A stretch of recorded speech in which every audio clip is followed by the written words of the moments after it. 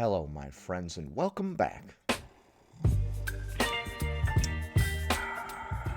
Today, we're going to be taking a look at a clip that many people have asked me to cover, the Jubilee video where Jillian Michaels is debating a bunch of body positivity activists. For those that don't know, Jillian Michaels used to be one of the coaches on the show The Biggest Loser, where contestants would try to lose weight in a reality show style competition. This is a super long video, so I'm gonna have to cover it in multiple parts. This is part 1. Before we proceed, please click the like button so that I may apply comb to mustache.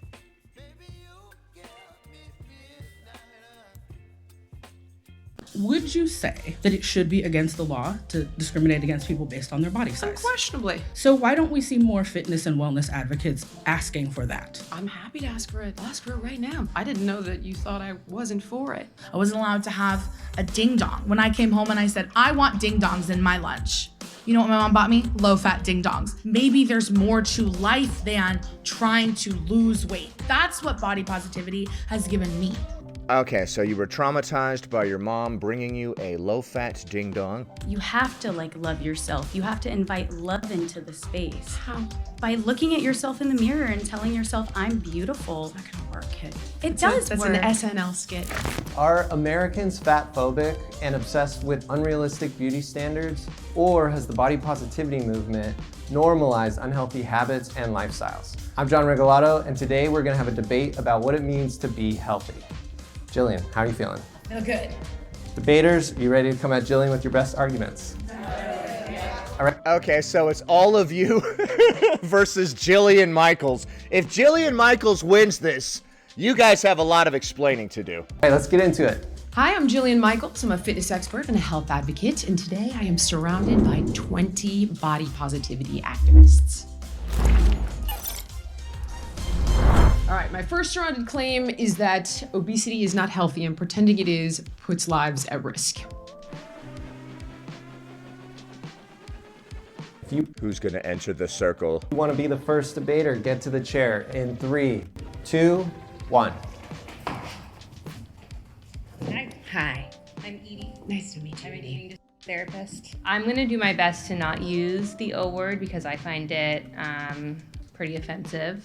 So I'm going to use fat-bodied. Fat bodies is not offensive, but the word obesity is, despite being a medical term. Okay? As we talk. Okay.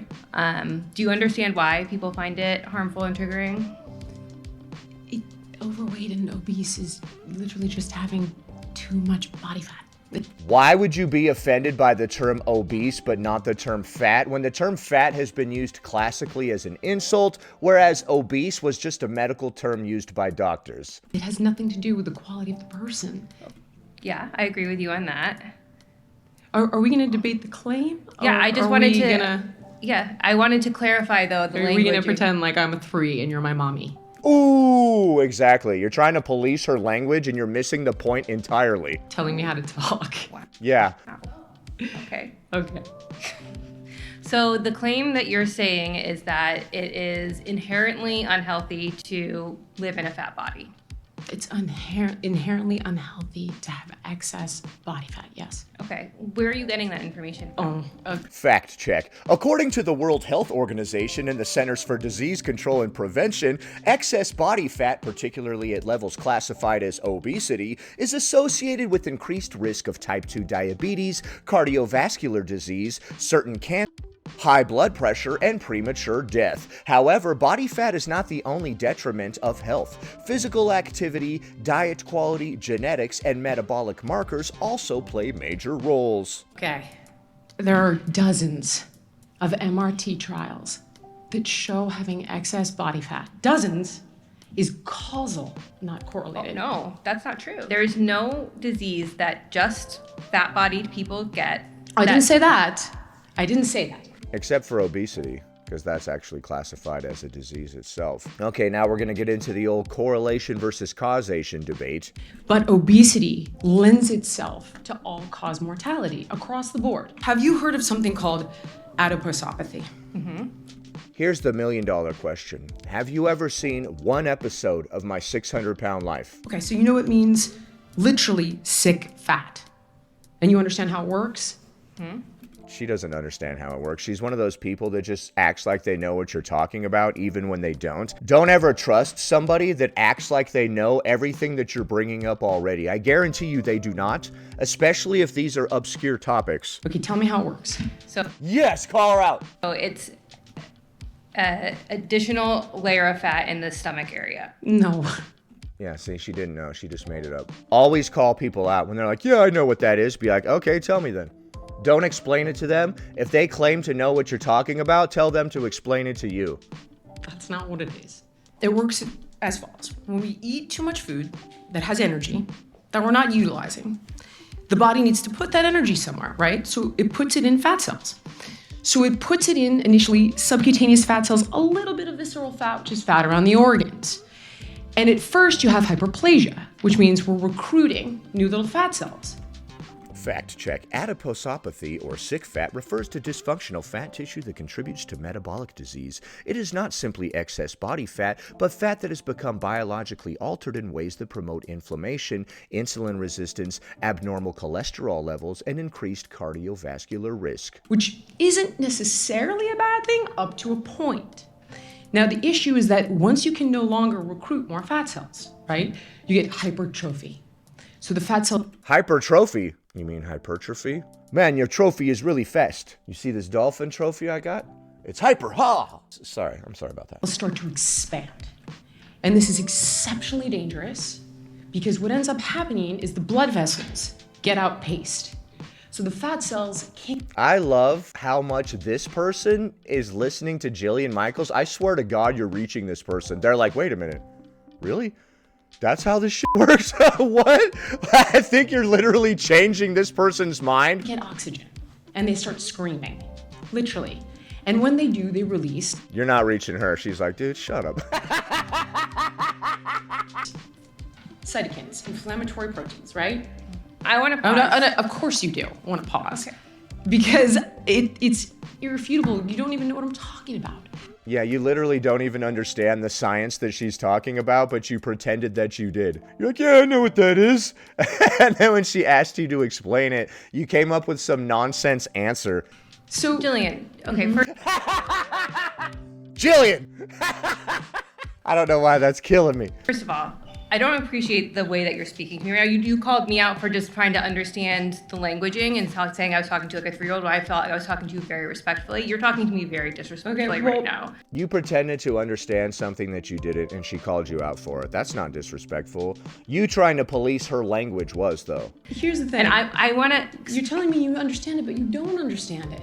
Yeah, so let's stay focused. You fundamentally didn't describe it accurately. But what I understand is that What's lipotoxicity? I don't want to talk about... I am not... Okay, here, I'm going to say this straight out. I am not a medical doctor. Right. You don't know about any of the stuff that she's talking about. Okay, so I'm not going to talk to you about medical diagnosis because that's outside my scope, and I'm Right, because you don't understand simple science. fully That's willing. the claim. Hey, I'm fully willing to be wrong. What I am here to talk to you about is the fact that people in fat bodies are irreparably harmed going into the medical system every single day because of the term, the O word. I disagree. How is the word obesity harming people that go to the doctor? It's just describing a condition that they have and then coming up with ways to treat it. So that's what you want to litigate? Yeah. Okay, that's not the claim though. The idea that fat-bodied people are inherently unhealthy is, I believe, incorrect. You're wrong. No, I'm not There's a wrong. robust amount of data. We do have a lot of data saying that it is unhealthy. Primarily the show My 600-Pound Life with Dr. Now. That's been my main data point over the past couple of years. I keep going back to that data set and referencing it. There's a lot of data there to sink our teeth into, if we're willing to. We see people struggling to get out of bed, needing an oxygen tube, sitting down to cook. That's really the sign that things are headed in a bad direction. When you start sitting down to cook. I'm not wrong. Okay, so Because let you me can't finish look, the you thought. can't look at. Then let me finish the Let me thought. finish my thought first, Okay. please. You can't look at a person's body and tell whether or not tell their health status. So fat is an endocrine organ. When it overgrows, it does wreak havoc in the body. Yes, adipose tissue is hormonally active and you can actually see it. I didn't finish telling you what happens. So when the oxygen can't get to those fat cells, they'll die and they'll rupture. And then the immune system starts dumping macrophages in to try to clean it up. But do you know what's But they even more can't clean unhealthy it up. is weight cycling. Which part of weight cycling is unhealthy? Is it the losing weight or the gaining weight part? And as we talked about earlier, only except for your That is your not people the who claim. If you want to talk about that claim, we can. The claim is. So then what are But you supposed to do though? So let's say this person So you can't stay focused on the claim at all. You're supposed to be proving how obesity is actually not unhealthy. is in a fat body and they are inherently unhealthy, right? We're telling they're unhealthy because they're in this The fat vast body. majority What are they of supposed to people will do? be significantly more prone to all-cause mortality. For me, Intentional weight loss fails 95 to 98% of the time. No, it doesn't. That's a nonsense statistic. And if you don't try to lose weight, you fail 100% of the time. Obviously, because you miss 100% of the shots that you don't take. If you try, at least you have a chance. The idea that we should not try to do something because I heard that a lot of people fail at this thing is really, really silly. Like, this person has no good counters for anything that Jillian is saying, and they cannot even stay on topic and answer her basic main question. So what tell is me the why though? You would probably know that. Fact check. There is no strong scientific evidence supporting a universal 95 to 98% failure rate. That's what I've said. Research shows many people regain weight over time, but outcomes vary depending on how success is defined. One comprehensive review published in American Psychologist found that about 1/3 to 2/3 of dieters regained more weight than they lost in long-term follow-ups, and it does not support a precise 95 to 98% failure figure. Better than me. because weight is not an individualistic pursuit. You narrow it down to this idea that it's causal, like that they're just not trying hard enough. But that I is didn't say that. Yeah, she literally didn't say any of that. It's multifactorial, unquestionably. A lot of people lose weight. The problem, right, is that they put it back on. Right, because they go back to eating a different way. They don't randomly put it back on. Their actions lead to the weight loss and then also to the weight gain. So there's no randomness to it. There's no weight cycling. The things that I did changed my body. Are we in agreement? yes. Okay, great. Why do you think? Okay, we gotta pause there. God damn it! All right, I'm sorry. John, I'm getting somewhere. Yeah, but Sorry. voted out by the majority. Please return to your seat. Okay. She got voted out by the majority. Okay, so they thought... Okay, so they thought she wasn't doing a good job representing body positivity. Who's next? Who can tackle Jillian? Who among you?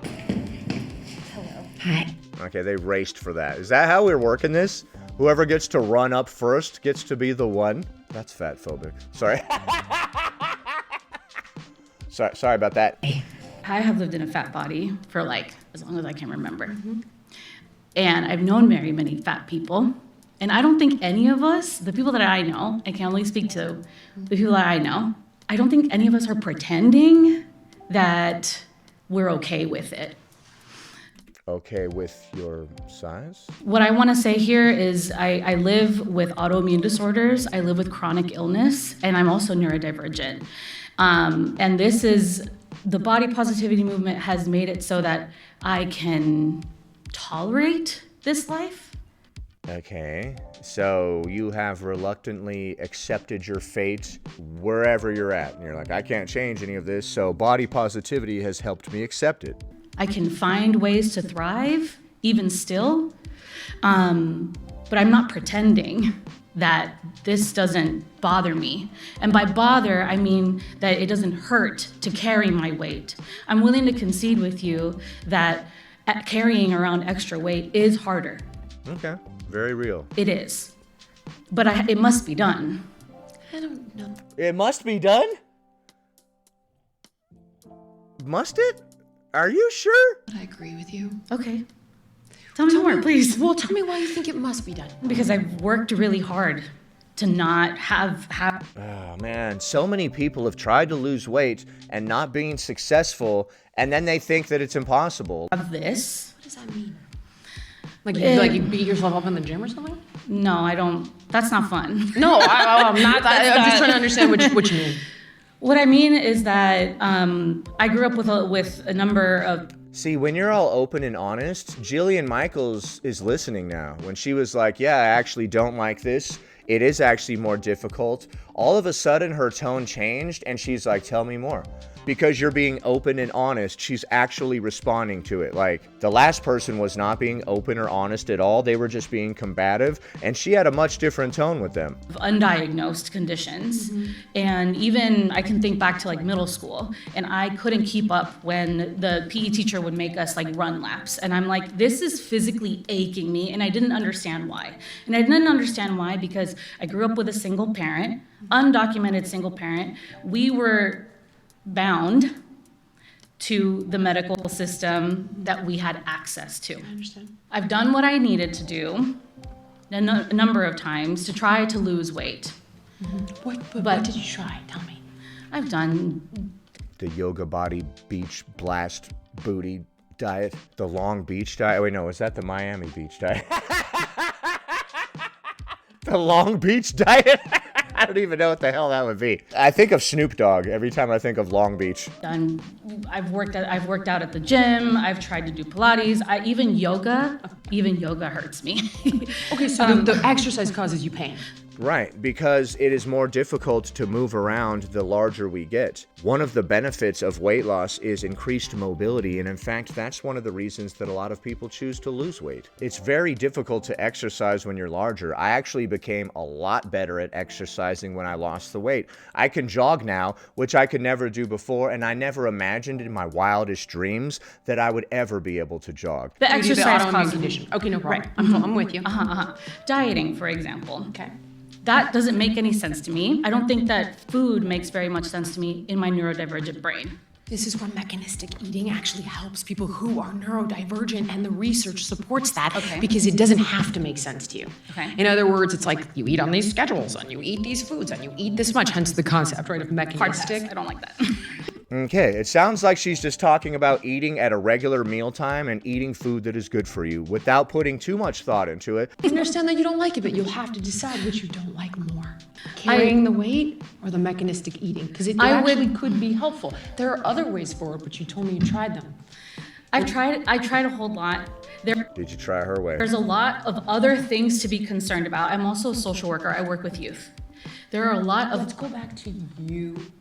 Yes. Tell me. I'm saying for me, right? There are For me. many things that I'm more concerned about than my weight. My body is not the. But you just got done saying that it actually does hold you back a lot, and you wish that you could lose weight, and you've tried to lose weight in the past and being less than successful. Then she tried to offer you a successful path moving forward, and you started talking about a bunch of other stuff. Most interesting thing You just about brought me. up your weight and said, I don't see a way out of this.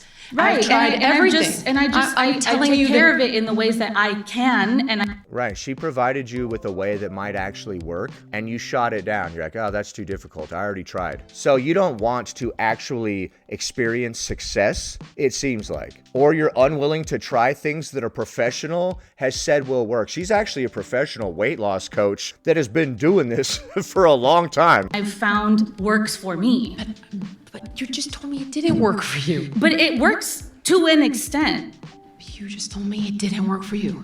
It works to an extent. Then this is an irrelevant conversation if you're happy with it. I stand on 10 toes down, that we are not pretending that But there's this is healthy okay. at any size. There are absolutely elements and aspects of the movement that do put that messaging into the universe. I've had those debates. You've said I've had numerous I want debates to- with people who are body positivity activists that try to tell me that they can be healthy at any size.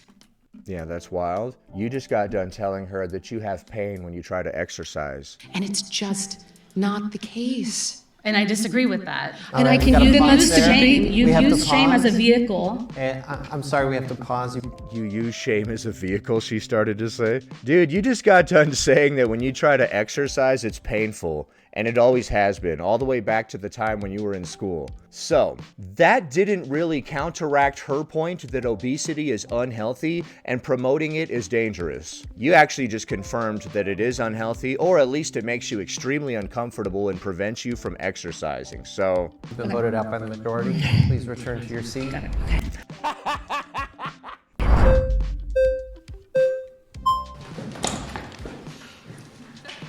Okay, how are any of the people on the left side of the room gonna get to that chair first? Although I'm guessing you only get to go once, right? So like eventually every single one of these people will probably get to go.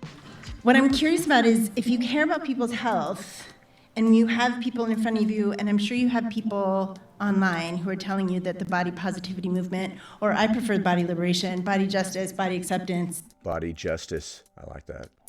Body blah, all the good shit that we like. Okay.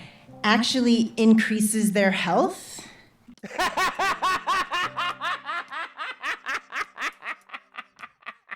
The body positivity movement, body justice, etc., increases their health. Okay, what? Then I don't understand your debate. Like, what are you debating if the fat people are telling you it makes their life better? It doesn't. You don't just randomly say, hey, this has increased my health, and that takes care of that, when there are countless studies showing that obesity is bad for you. I'm debating their physical health, and I'm debating the people who claim that you can be physically healthy at any size. Okay, do you think you can be physically healthy and mentally unhealthy at the same time? Believe it or not, being physically healthy lends itself to better mental health as well. In fact, I don't think I've ever met somebody that was super physically unhealthy that was mentally healthy or happy. Of course, but that's not the claim. Okay, sure.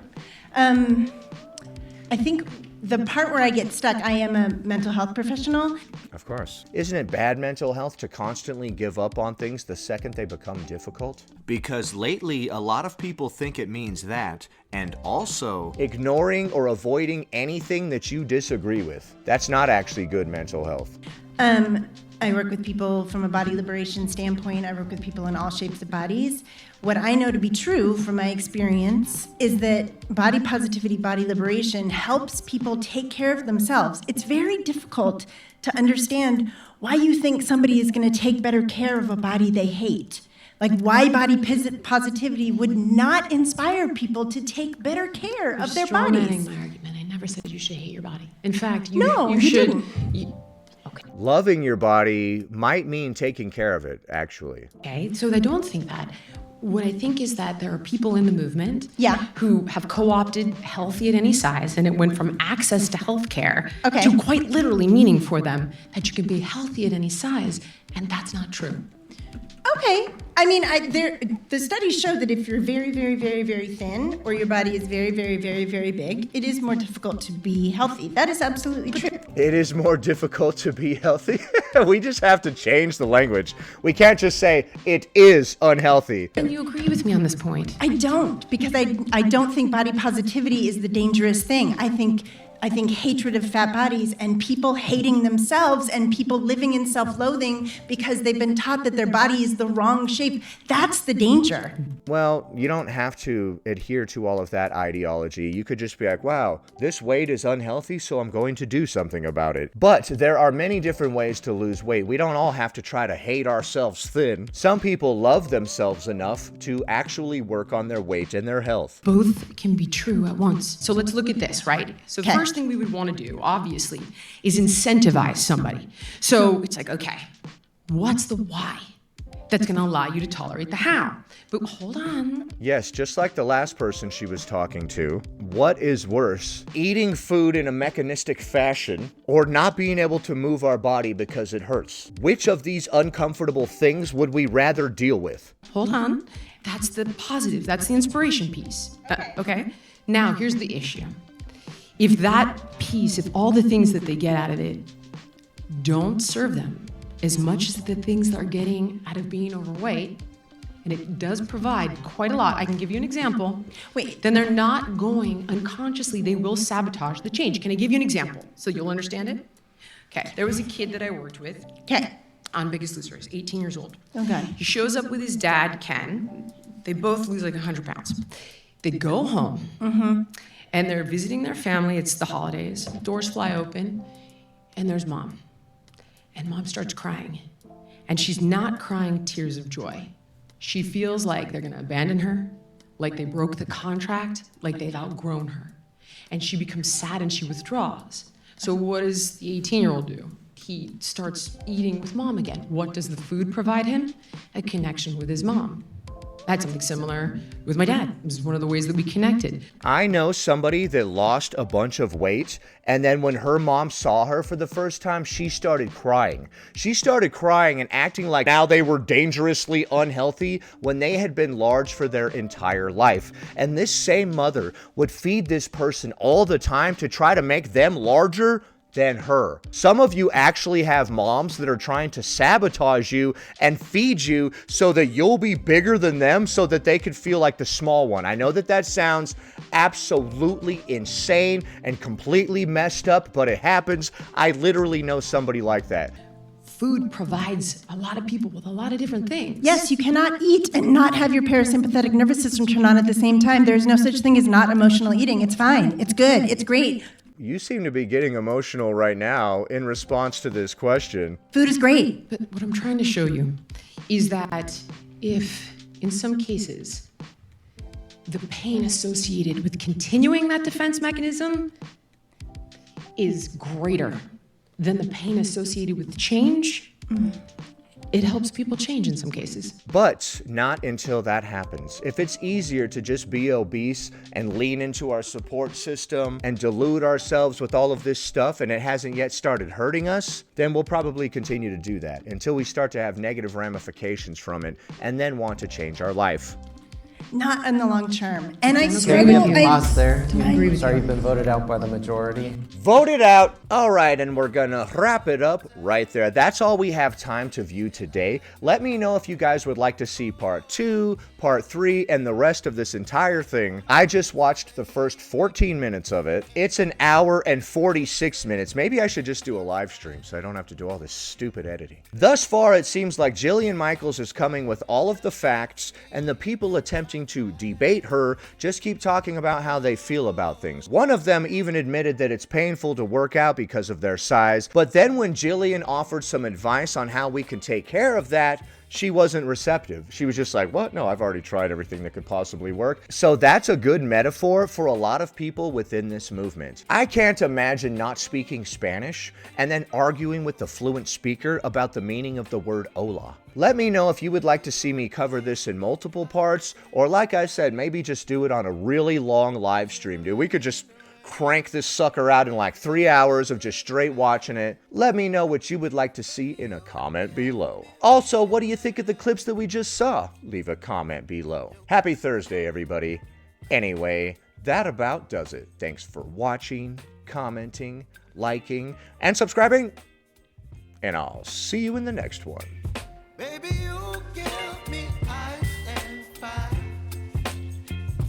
You're giving me wind and rain. You're some kind of